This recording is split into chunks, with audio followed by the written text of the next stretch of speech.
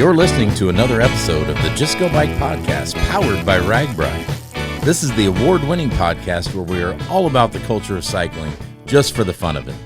Your hosts are Murph from the Murphology podcast and AP from Parrot Talk. With tales from all over the nation, come for the bikes, stay for the fun, and leave with a smile. And now here is Murph. Hey, that's me. And AP. Hey, that's me. Well, hi, Murph. Hey there, AP. How's it going? Fantastic. We are here together in person, podcasting from our RAGBRAI 2026 overnight town scouting trip. That's right. We are on the road this week, checking out overnight communities, meeting with them, and having a little fun along the way, wouldn't you say? Just a little bit of fun. This is one of my favorite weeks of the year after all the other favorites that I have, because we really get to go and meet and get to know all the different overnight towns from the route. Yeah. And just kind of see what their plans are starting to shape up to be. Yeah. I have a feeling you have a lot of favorite weeks of the year. I do, but this is one of them. Okay. Yeah. So, yeah, like we said, this road trip is basically like our ride director, Matt Phippen, comes way more often, but we were lucky enough to come on the road with him this week because the emphasis in all the different committee meetings is on marketing and signage and logo and theme, all of the things that as a rider we probably don't even think about. But, most of these town committee members just found out that they were going to be hosting RAGBRAI just a matter of weeks ago. So there's lots of beginning steps. That's right. Not only that, some people have just been recruited to be in their role in the committee. So maybe they knew RAGBRAI was going to be in their town, but they didn't know that they'd be on the maps and signage committee, for example. So they're really just learning, get their feet underneath of them. And it's just really incredible how much of everything there is for them to learn. Yeah. And just how much work goes into every single step that all comes together and makes it amazing when we come through in July. Yeah. It's right now as we're recording this part of the podcast, we're in Boone. Mm-hmm. So we're halfway across the state in our travels. Mm-hmm. And I will say in the first half, the towns are very excited, and they're just overall sense from all the committees, excitement and passion and just a little bit of fun too. That's just right. Like us. That's right. So we're going to do just a super high level of each of the communities that we have visited so far, and maybe a fun fact or two, or maybe just a fun-y thing. So we all know that RAGBRAI starts in Onawa, Iowa this year, and we were there a couple days ago. We did a quick little scout of Onawa, and their main street is one of the widest, if not the widest, in the whole U.S. Mm-hmm. And I believe that's possibly where they're going to be having the big RAGBRAI Expo. Mm-hmm. So hopefully we can all experience their extra wide downtown Main Street. And it's just a really cool town. We scouted out a possible coffee shop for being on the podcast. I believe the representative from Onawa mentioned it on the stage at the route announcement. So this is one we've been looking forward to. And I thought something that was very interesting. You and I noticed it first, and then we saw a second, then a third. Copious amounts of Bigfoot sightings. Yes. And I would say we saw quite a few from the start town to like the meat town, but then we continued to see them. So we've seen them every day that we've traveled. Yeah. Everywhere. So we, on a future podcast, will have done a little bit of research to find out if maybe a real Bigfoot sighting happened, or what's the deal with all of these Bigfoots. I mean, I was going to say, before this trip started, I didn't even know Bigfoot was real at all. And now I've seen about a dozen Bigfoot, and including like a female Bigfoot, children Bigfoots, pets. Yeah. I mean, family members. Yeah. We saw a Bigfoot with calves. Yeah. So it's something to think about. I mean, if there's any Bigfoot hunters out there, right into the show, because we'd like to know the scoop. We want to know. I want to know if Bigfoot can ride a bicycle. Well, okay, there's a possible theme that we should maybe have one of these towns explore. But right. And listeners, you won't be surprised, but there are hills. Yeah.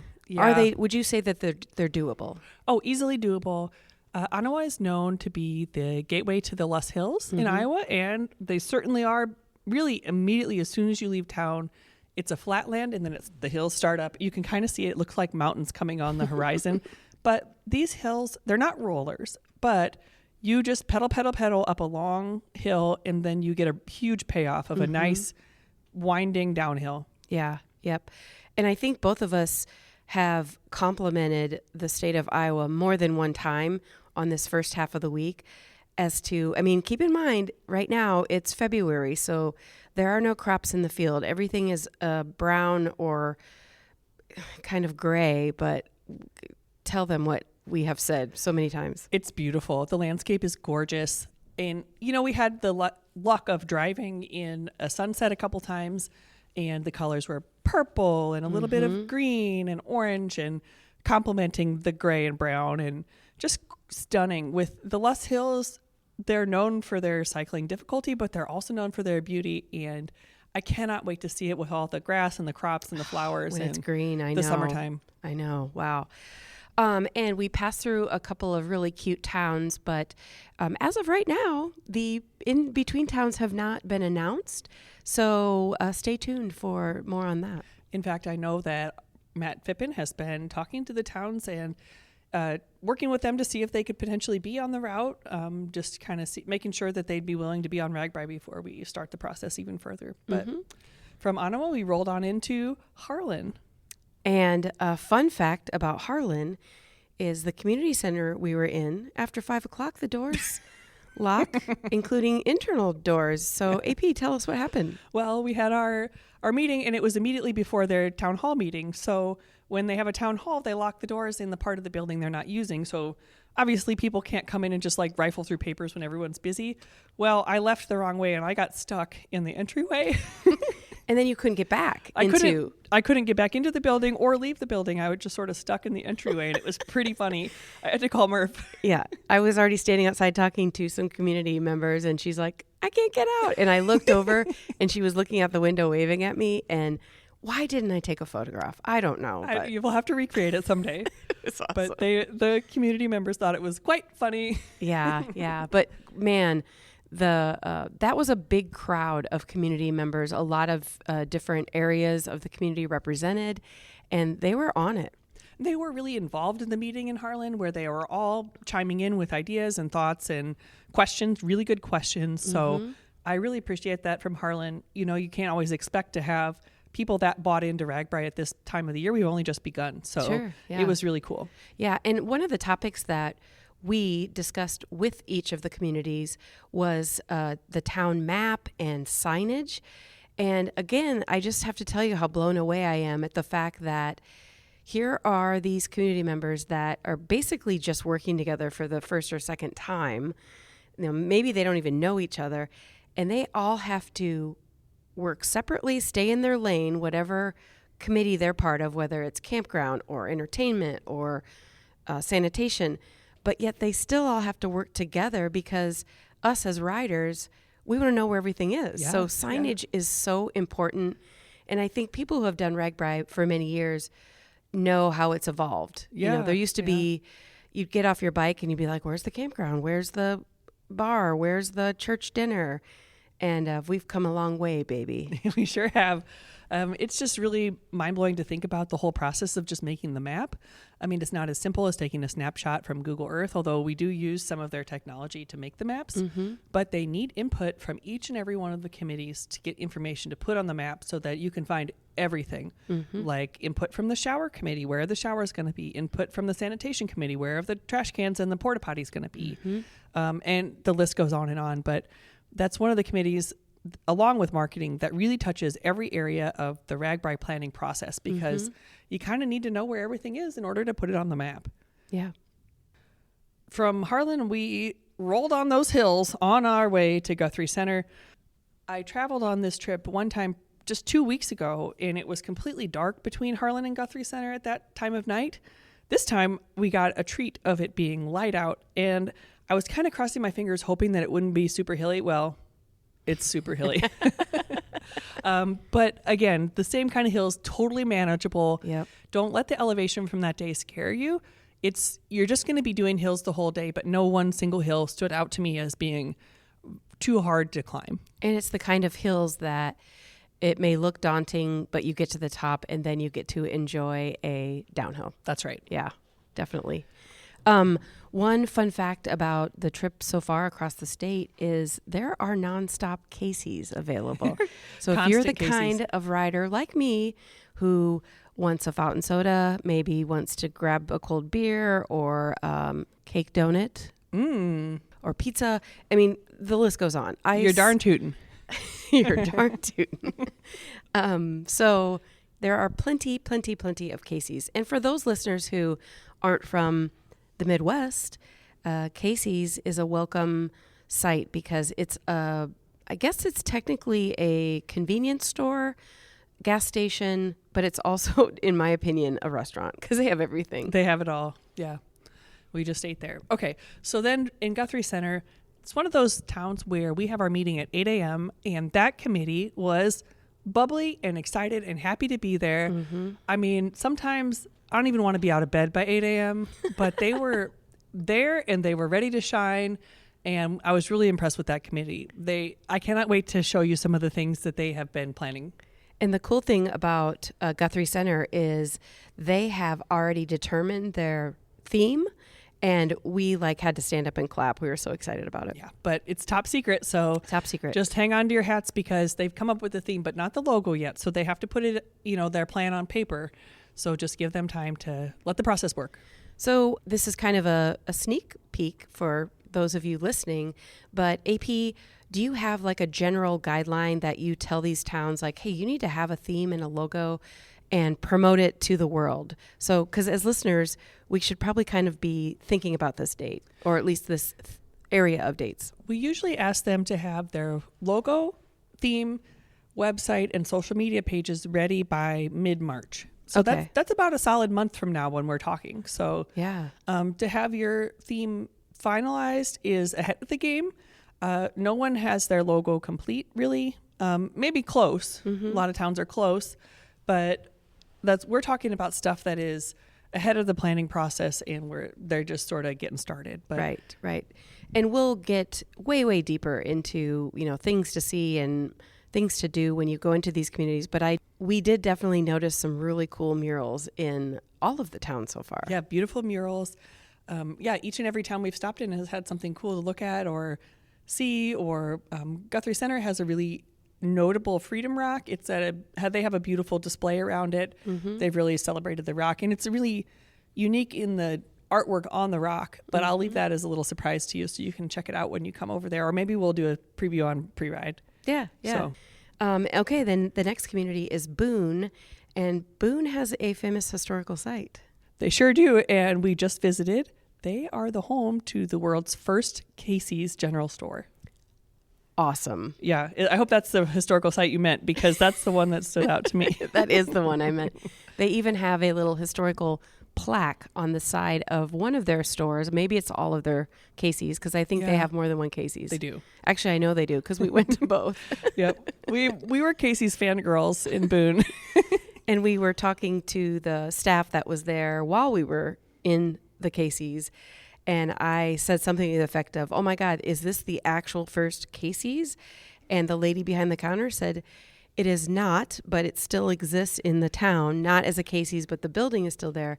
And the reason that she knew this, fun fact, was that she was born the same year that Casey's was born. Yeah, imagine that. Yeah. And she grew up just a couple blocks from the original Casey's. Imagine being on the ground floor of getting Casey's pizza. Lucky. That's right. Yeah. The Boone community members have been awesome. This has been a really a fun time here. I also met, speaking of community members, I met a celebrity today. I took Murph to see Teddy Roosevelt in the park. Yeah. I did interview him. He takes the speak softly and carry a big stick thing pretty seriously. So I don't know if he was loud enough to really come onto the podcast, but it was a cool experience. And if you go to our social media sites, you will see the amazing video of AP interviewing such a, he was a little cold. Yeah, he was a little cold. That's awesome. One thing I have to add about our trip to Boone is right before we got to the meeting center, Murph and I were driving along the highway, and Murph spotted a giant eagle nest on the side of the road. And in that eagle nest was a bald eagle. Yeah. It was so cool. I feel super American right now. Oh, it was amazing. And I don't know if you've ever seen an eagle nest, but it's massive. I think they're at least 3 feet wide and at least 2 feet deep because it kind of looks like an upside down cone. Yeah. And they put their nests at the very tippy top of trees. So it's really windy here in Boone today. I can't imagine the ride that eagle is getting up there. But it looked like a little scout up there. You could see its little white head kind of riding the bucking bronco, and it was so cute. And we were both hoping there's a bunch of baby eaglets in there. Yeah, and AP did honk your horn. I didn't notice if he responded or he or she. I think it went America. But so we're excited to continue our meeting with Boone and then head along the second half of the RAGBRAI trip. Yeah, I think it's time for a little break. All right, let's take a quick break. We'll be right back.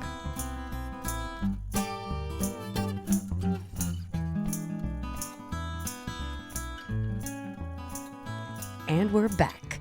You know, before we move away from Boone, I wanted to say one more thing about it. Sure. That I forgot to say when we were recording earlier. But the locals call themselves Booners. So kind of put that in the back of your head. So when you're in Boone, you could be a little like, do you know where do the Booners go for lunch? And then they will be like, wow, these guys know. They're insiders. I love it. Yeah. Hot tip. Hot tip. Yep. On our way out of Boone, we went back and saw the eagle again, and then we headed to Marshalltown. What do you want to say about Marshalltown? They're a wonderful community. I'm so excited to visit them. Oh, God. The amount of murals and just like artsy stuff was pretty darn cool. Yeah. And they're working on, all sorts of secret plans that are come out in about a month now. So I don't want to go into that too much, although their meeting room is in the Marshalltown. I believe it's the chamber office, and it's an old building, and it's really, really beautiful right downtown. Yeah. And I think we mentioned this earlier, but there are a gazillion Casey's general stores along the way. And so I'm going to disclose what happened to me when we were at Casey's. Okay. So we're in a rental car. Okay, listeners, we're in a rental car, and it's just your standard Ford Escape, same car that almost everybody drives. And so we go into Casey's, we get our stuff, and I thought AP was in the car. Okay. Yeah. So I walk out with my stuff, and I open the passenger door to the Ford Escape, and she's not in there. And so right away I look in the back. I'm like, what, where did she go? Like maybe she's getting something out of the trunk. And then I realized I was in a different Ford Escape. Yeah. Murph got in the wrong car. I was not in our We vehicle. got that figured out pretty quickly. Yes. So I apologize to the Marshalltown resident that, actually I did see him walk out and he didn't even notice. Well, and I didn't need to tell him because I didn't do anything. I did no harm. Yeah. One thing we have to talk about with Marshalltown is their beautiful town square right in the middle of downtown. Yeah. They've really renovated the area. They were doing construction as we were talking or as we were meeting, and it just looks so cool. It's going to make for an amazing downtown festival area. Yes, I agree. Yeah.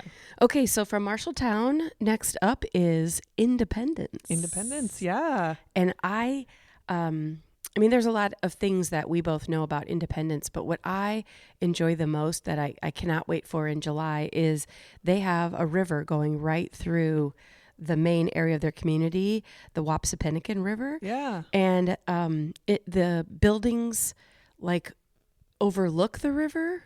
It's just really, really beautiful. Yeah. Technically where we had dinner was overlooking the Wapsipinicon, but it was dark. So that's true. I guess we'll have to wait until July for it to be light out when we're eating dinner. Yes. And one of the executive committee members was telling us about the Wapsipinicon River and specifically Independence, and they have what's called a double dam. And I need to research that. So a future podcast, we'll talk a little bit more about that. Yeah. But in my head, it means there's two roller thingies pushing the water. But, yeah. But I'm no You're expert. not a hydrologist? I am not. So I'm going to look that up and we'll talk about double dams in the future. Okay.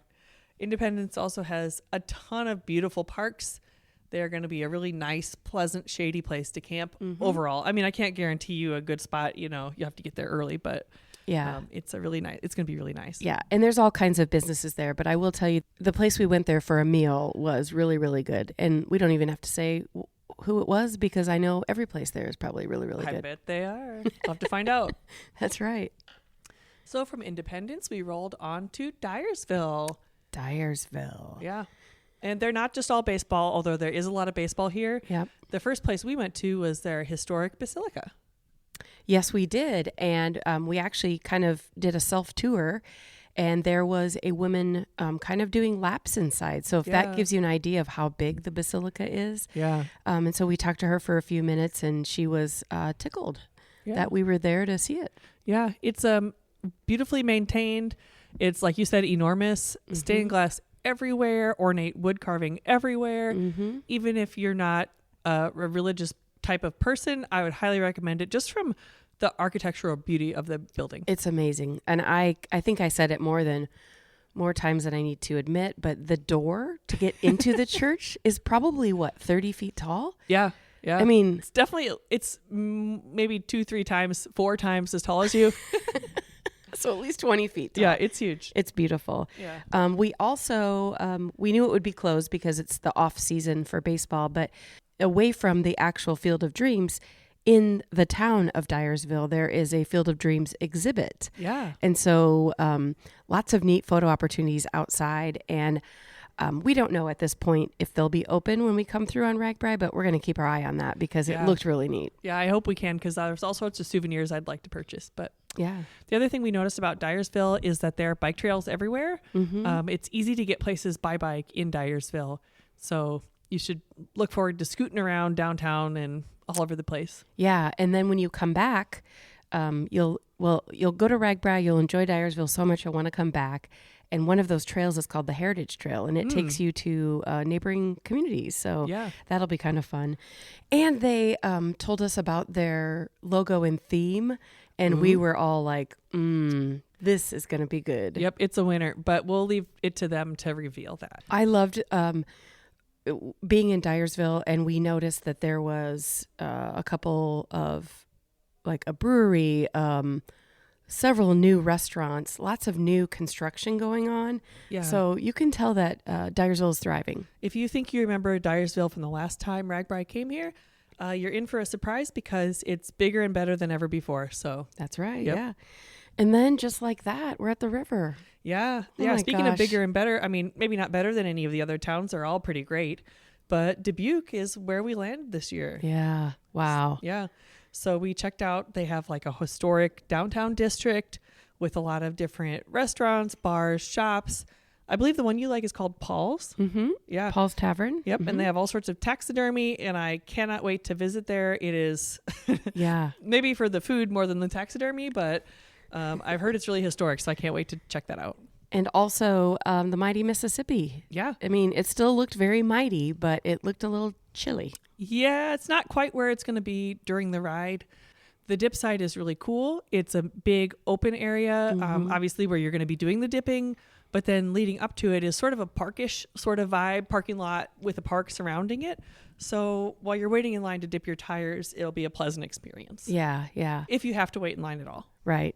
So overall, this week has been really fabulous to be able to take the time to meet some of the committee members and see a little bit of their communities. And I know the best part for me and you, AP, is that we'll get to come do this again a couple of times. Yeah. So it's just been really energizing to see all the committees, all their hard works. I was here 2 weeks ago, and all the progress they've made, even in the last 2 weeks. And I can't wait to see them again in 1 week when they come to Des Moines for the overnight town meeting. Oh, yeah. And we have a really big powwow about all things RAGBRAI. Right. And it's just going to be great. I have so much excitement for these towns because they also have the excitement for RAGBRAI. Right, right. And I think it's important to, you listeners out there, especially if you're listening to this as it comes out, which is the end of February, these communities have really only known about RAGBRAI coming to their town for a matter of weeks. So we're not at the point yet where you want to be reaching out to them or, trying to secure things or figure out what band is going to be playing or all of that good stuff. Yeah. They're just not there yet. So, right. They just haven't had time. Yeah. So your best resource right now is to go to ragbrai.com, and you can find out, now you should be maybe thinking about who you're going to ride with. Maybe if you're going to join a charter, I believe all the charters are open. Yeah. And then the rest of it's going to come. It'll all fall into place, so don't worry about that. Give them another maybe month or so, maybe a little bit longer. Yeah. And they'll be ready for you. They're planning on it, so They'll be ready for you, but guess what? We all need to get ready for them because there are some hills. yeah, true. Yeah. You get your So- buns training. Yeah. If you have Zwift, be sure to join us on our mostly weekly training rides, or follow Coach Ertl's training plan that he has posted on RAGBRAI.com, and just get out there and bike as much as you can. Wait, like just go bike? Is yeah, that I what you think just said? That is what I recommend. All right. Well, we'll be back next week for another great episode. Well, listeners, that is it for today. We want to thank you for tuning in to listen to the Just Go Bike podcast. If you would like to contact Murph and AP with a comment about the podcast, or maybe even you have a topic in mind, you can reach us at justgobikepodcast@gmail.com. Please follow us on Instagram and Facebook, and watch our intros on YouTube. And don't forget to rate, review, and subscribe to this podcast, especially if you're a fan. That is going to do it for this week. Until next time, Just go bike.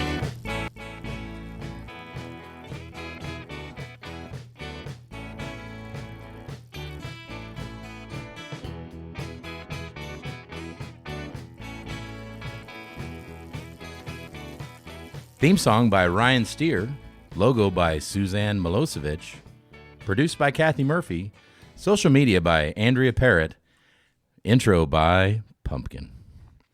Until next time, just go bike.